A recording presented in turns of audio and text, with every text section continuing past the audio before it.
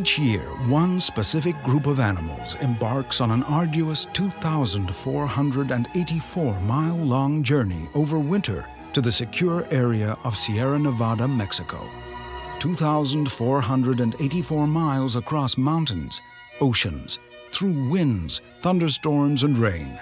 They always keep one goal in mind: finding a better place to live, a place to spend the winter, and a place secure enough for the continuation of their generation.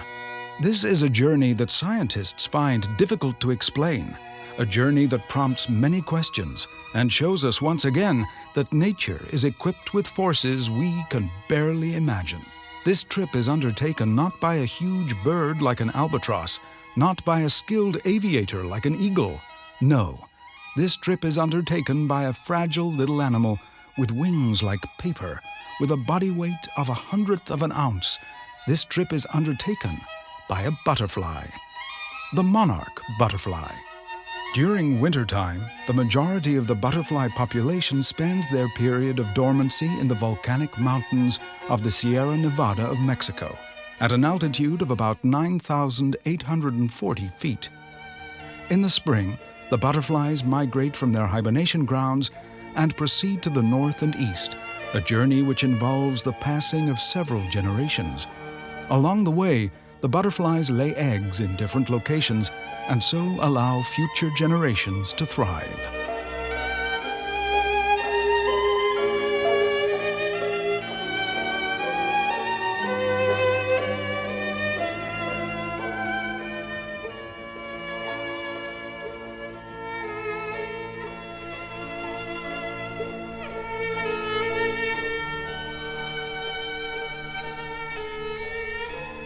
Tierwanderungen sind weltweit ganz. Animal migrations are a topic of interest around the globe, since there are many mammals which migrate, and we must not only think about migratory birds.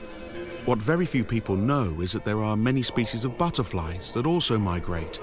In Germany, we have a lot of butterflies during summer, which actually migrate each year from North Africa, over the Alps. But the longest migration journey is made by the American monarch butterfly.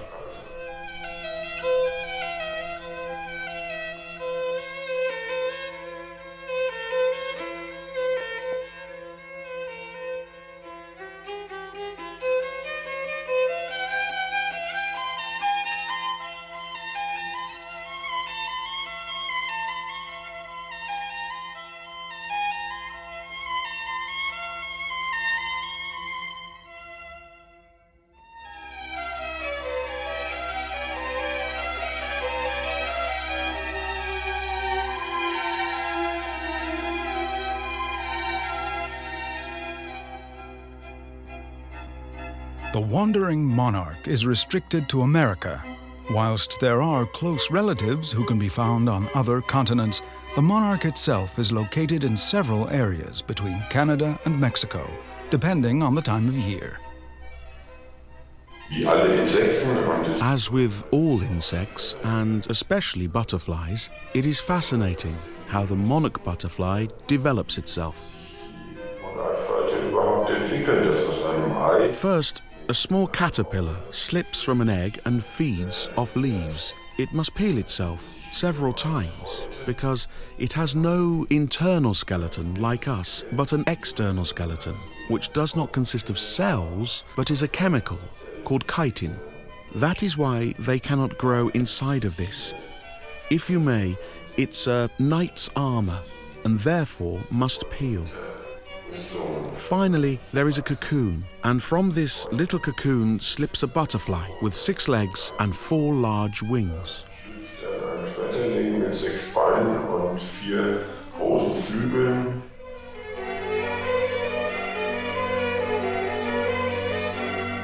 The creamy white, then dark gray eggs are the first home of the caterpillars. After they hatch, they first feed from the plant and then pupate. After the metamorphosis into a butterfly has taken place, a rather weak moth emerges from the cocoon. Only when the blood starts flowing into its wings, the monarch butterfly is ready to fly. The life cycle is the same for all butterflies. Initially, the eggs are laid, from which the caterpillars hatch. A caterpillar can be easily identified by their distinctive black, white, and yellow horizontal stripes. After a feeding phase, the caterpillars pupate. After a caterpillar has left its jade-green cocoon and morphed into a butterfly, the same cycle starts over again.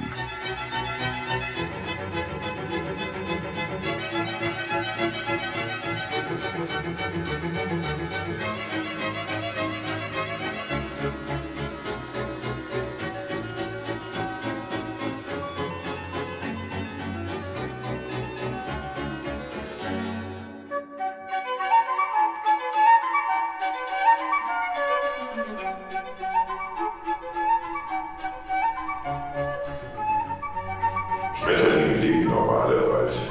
Butterflies normally do not have long lives. You cannot make a sweeping statement about how long a butterfly lives. That depends on the species. But all in all, the monarch butterfly lives a little longer. In total, 4 generations of monarch butterflies emerge in one single year. The first 3 have an average life expectancy of about 5 to 6 weeks and move bit by bit from Mexico to Canada. The 4th and last generation subsequently is the one that starts off the trip from Canada to Mexico, which takes about 1 to 2 months, after which they remain there for another 6 months. If we compare this with the life expectancy of a person, it would be as if every 4th generation would not just reach an average age of 80 years, but rather 480 years. What remains unclear is why the 4th generation doesn't undertake the journey in stages, as the other generations do when they fly from Mexico to Canada. Scientists attempt to explain the extended lifespan of the 4th generation by a related hormone deficiency, as well as a shortage in food that occurs during the autumn. This lack of hormone and food is believed to prohibit sex organs from fully forming, resulting in a lack of sexual activity within the population. By skipping the breeding process, the excess energy is instead solely used to help overcome the great distance.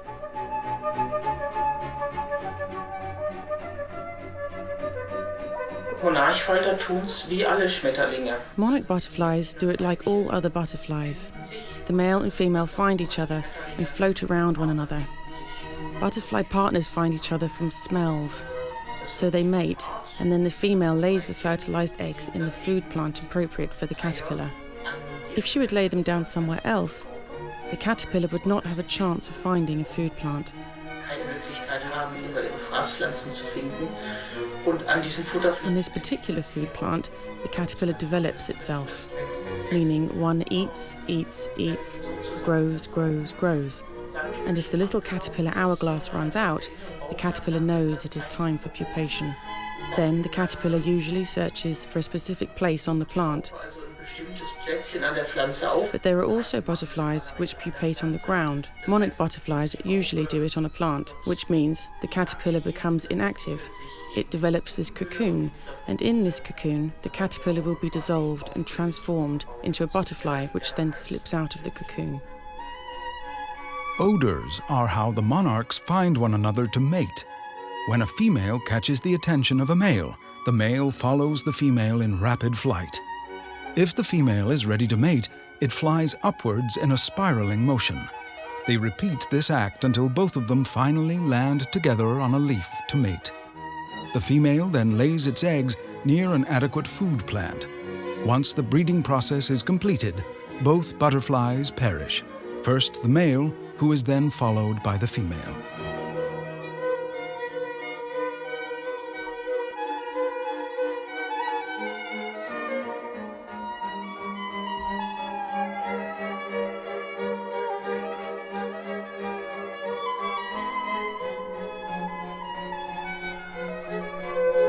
Mit jeder Generation in den Vereinigten Staaten. With each generation, the population in the United States, of course, grows. But of course, that depends on the food supply, the climatic conditions, and so on. Therefore, the population is never constant. Konstant. Und je weniger aus Mexiko. The less that migrate from Mexico to the United States in spring, the lower the initial population, and the lower the population will be in the fall, or vice versa. The more that arrive, the larger the population can be. Dann auch werden. Also die Schmetterlinge haben in ihrem Leben schon The butterflies have a lot of things planned in their lives, and there are also a lot of risks. And that starts with the little caterpillar, which slips out of a small egg. Seidenpflanzengewächse spezialisiert. This is because the American monarch butterflies are specialized in the family of milkweed plants, which are similar to rubber trees and have a milky sap.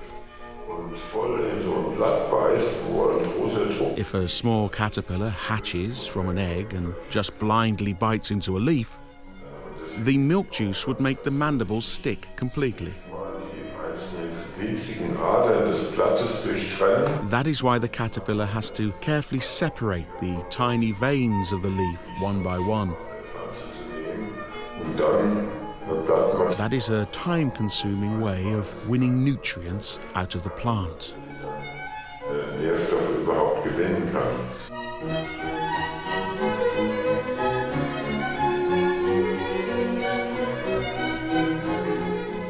Einige nehmen von ihren Raupenfutterpflanzen. Some caterpillars take in substances from the food plants, which the plants form to protect themselves from being eaten. For example, the milk juice carrying silk plants. The caterpillars save these substances so the adult butterflies are protected against enemies. Birds, for example. Dass auch die adulten Schmetterlinge dann Although there is no absolute protection in nature, they are still protected against many types of predators. vor vielen Arten.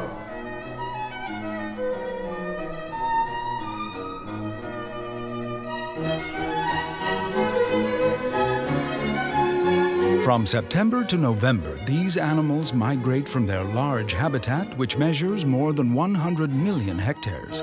They gather on less than 20 hectares in the Mexican Sierra Nevada. On their annual journey, they always gather at the same resting spots and form enormous groups overnight. At low temperatures and high winds, the butterflies sit really close together and form even larger colonies. At temperatures below 10 degrees centigrade, the butterflies are not capable of flight, so in weather conditions like these they tend to rest, even during the day.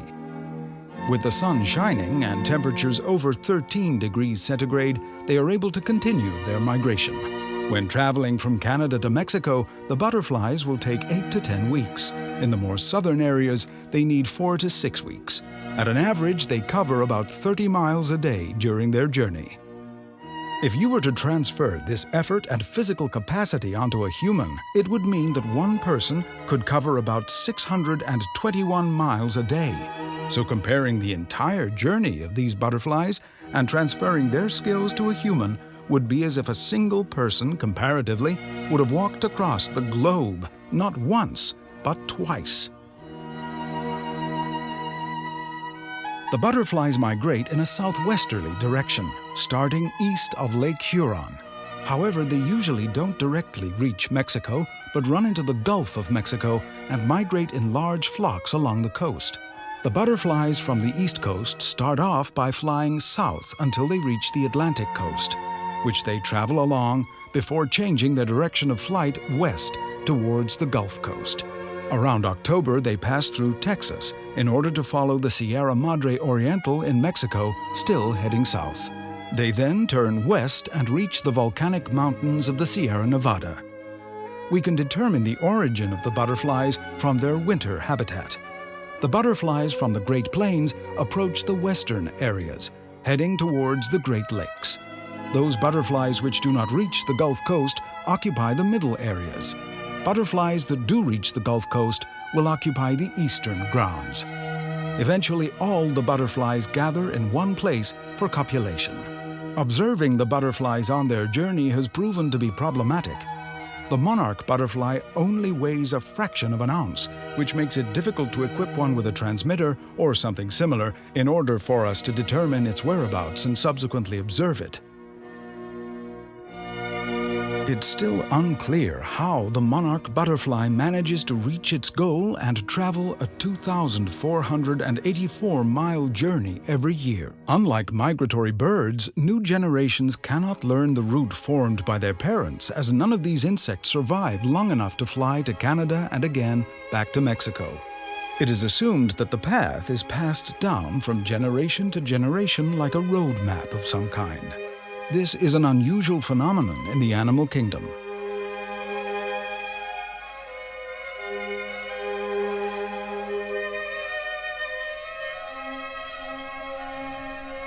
The monarch butterflies is the longest living butterfly in the world.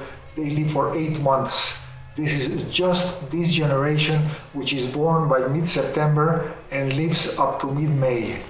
So from mid-September, they arrive to Mexico at the beginning of November, and at the end of March, they fly back. And for the month of April, then the female lays 400 eggs, so the survival ratio is 200 to 1.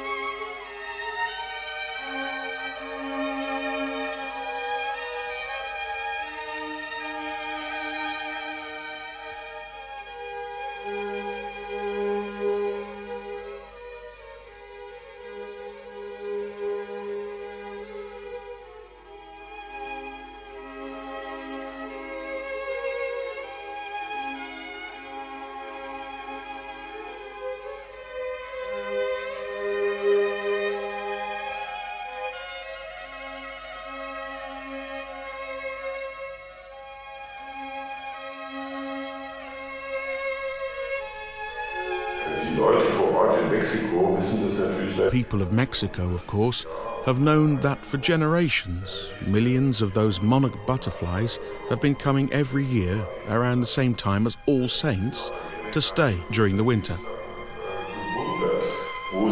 In North America, they've wondered for decades where those butterflies have been during the winter, as there were no traces of eggs, caterpillars, nor cocoons. It was presumed they had some sort of wintering ground, as the whole population of the most common butterfly in North America would vanish from the face of the earth. They had to be somewhere.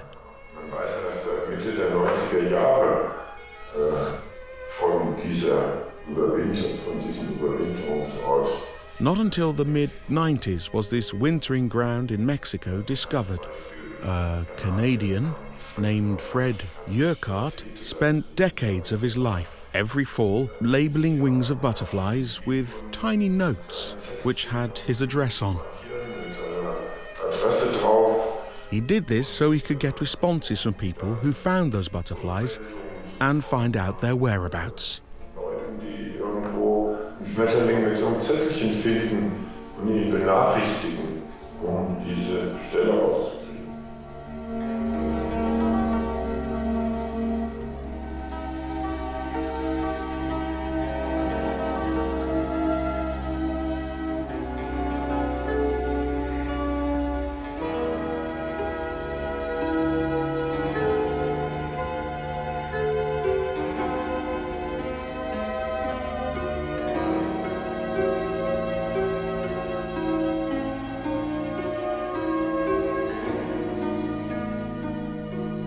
There is no one single explanation accepted by all the scientists that why do they come here and for so many years.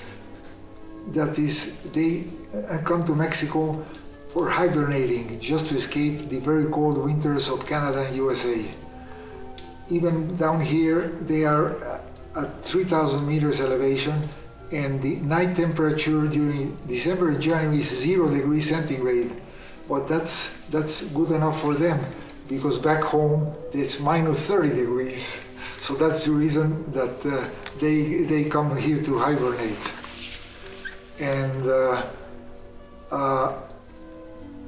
there is they always arrive exactly by November 1st. So their starting point, it is always the inclination of the sun rays of the autumn equinox of September 21st. So that is every year for thousands of years has been the same. So that's the signal to start flying down to Mexico.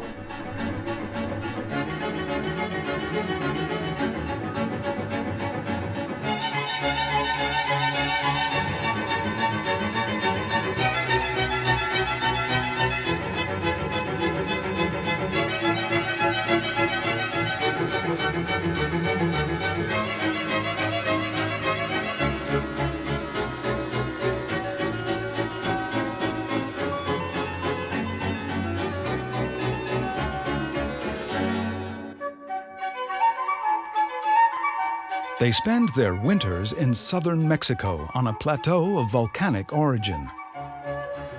The 30 colonies over winter are spread across 9 separate volcanic massifs, which are located 70 to 170 miles from Mexico City. The Madre and pine oak woodlands dominate the mountain area and are where oaks, pines, and firs are mainly found. Less common are cypress forests, juniper heaths, and grasslands finger herbs. In some places, there are agricultural and bushland. When the butterflies arrive in the mountains, they fly around, watch the wind direction, and seek shelter in trees, preferably on Abies religiosa. When the first butterflies have settled, the others join with no regard to wind direction and form dense clusters of butterflies which can cover whole trees. When the tide turns, the butterflies that were previously leeward are now exposed to the cold winds. Since they cannot fly during the low temperatures in winter, they fall to the ground when the trees bend due to rainstorms or snowstorms, which often occur in late December till early January. Large amounts of butterflies are shaken from the treetops and consequently die on the ground. From mid-January to February, the major butterfly groups dissolve on the peaks, and these butterflies travel downhill to form smaller and looser clusters.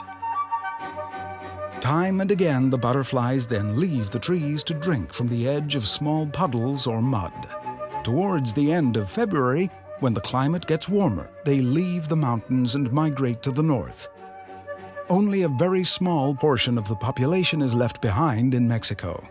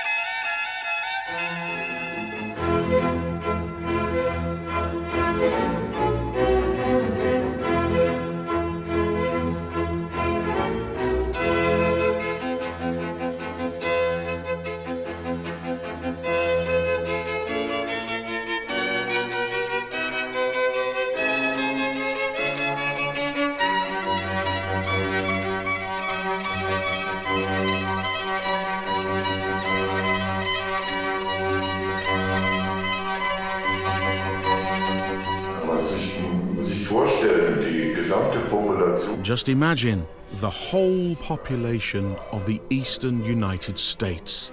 So anything that is east of the Rocky Mountains up to southern Canada. All these many millions, these tens of millions of butterflies of this one kind come together year after year to the same location at this tiny place.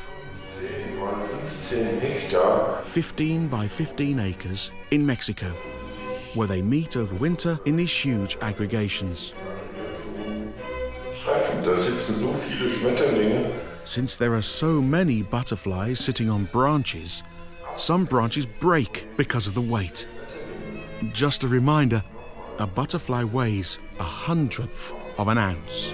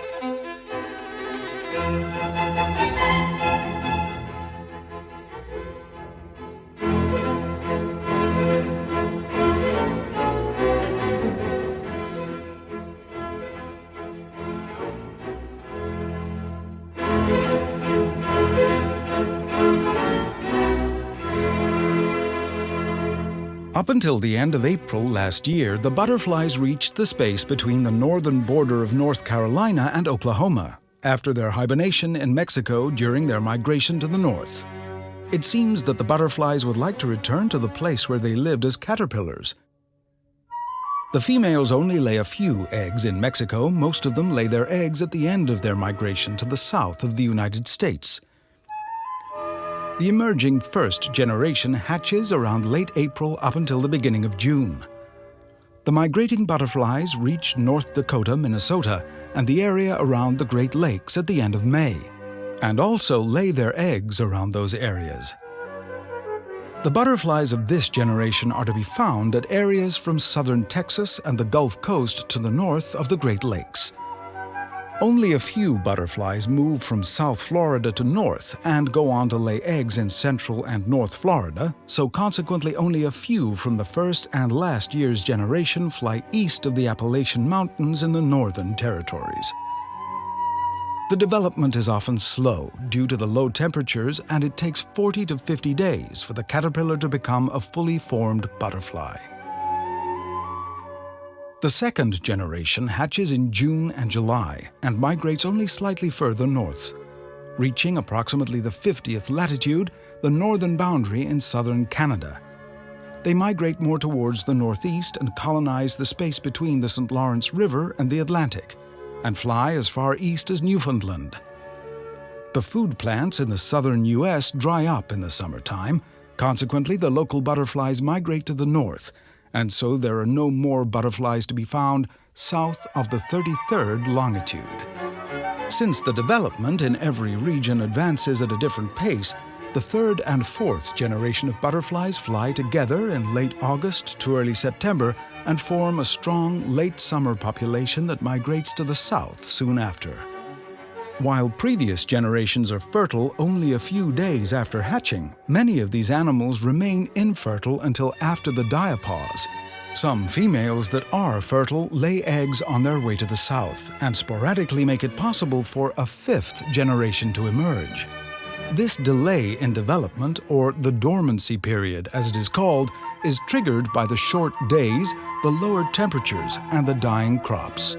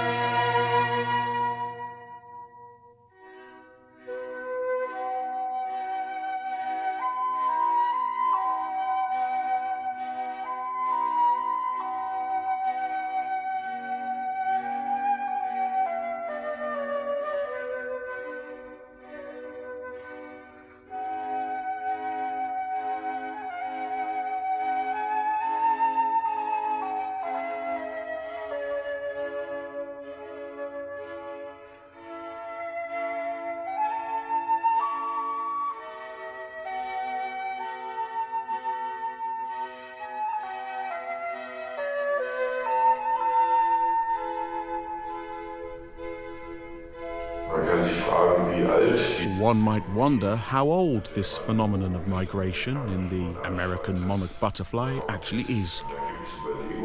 There are reflections from some colleagues who say that the United States was, of course, before the white man came, fully forested. And caterpillar food plants don't grow in forests. They need open spaces. Perhaps the phenomenon of migration is a relatively new phenomenon, which has only existed for a few hundred years.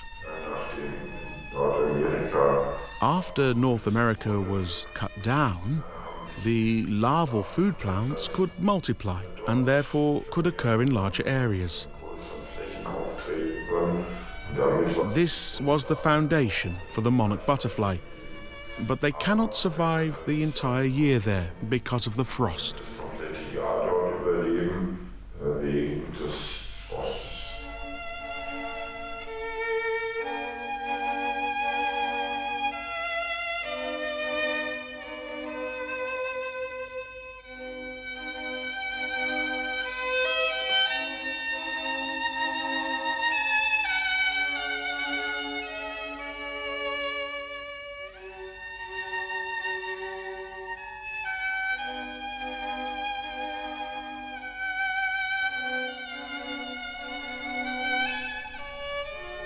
So about 5-6 years ago in America, because they want always to know why this happens, they made an experiment having in a large room 500 butterflies with all the walls, ceiling and floor black except a small opening when they introduced the light.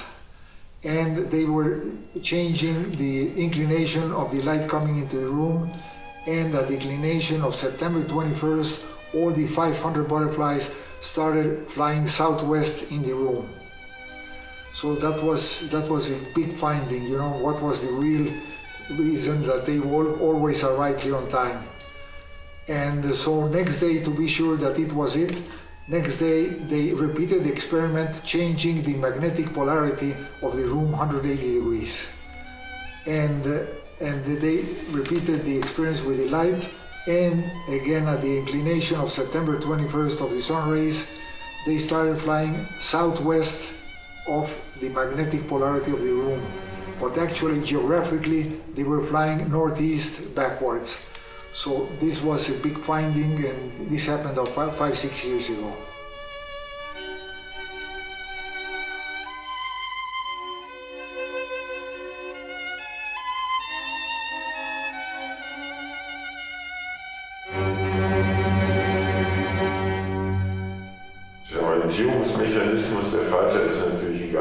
The orientation mechanism of the butterfly is obviously a very, very big question.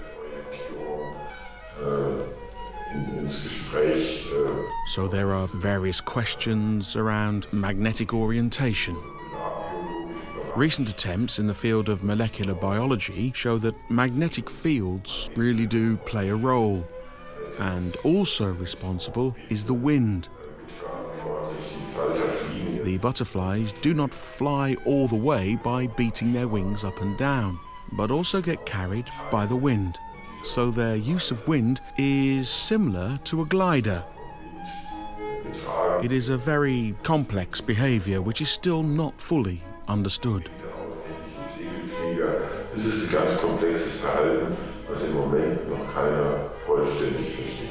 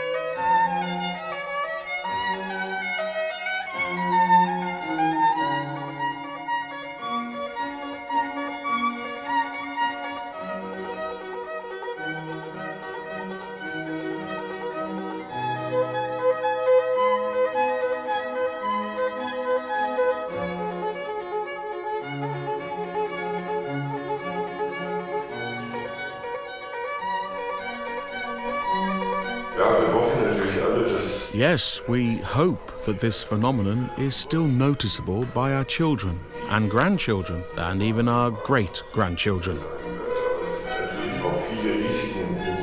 But there are also risks at the wintering ground in Mexico. There could be a snowstorm which kills tens of hundreds, maybe even millions of butterflies.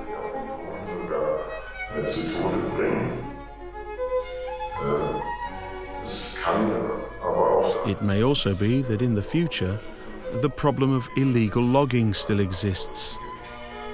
The butterflies need specific plants around them to hold certain amounts in particular tree species.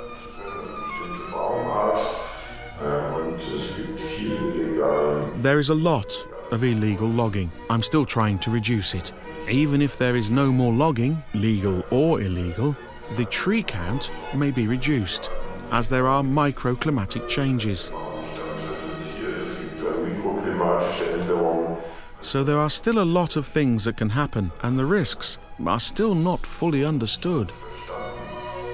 Especially as there is nothing we can do to prevent some of them at the moment.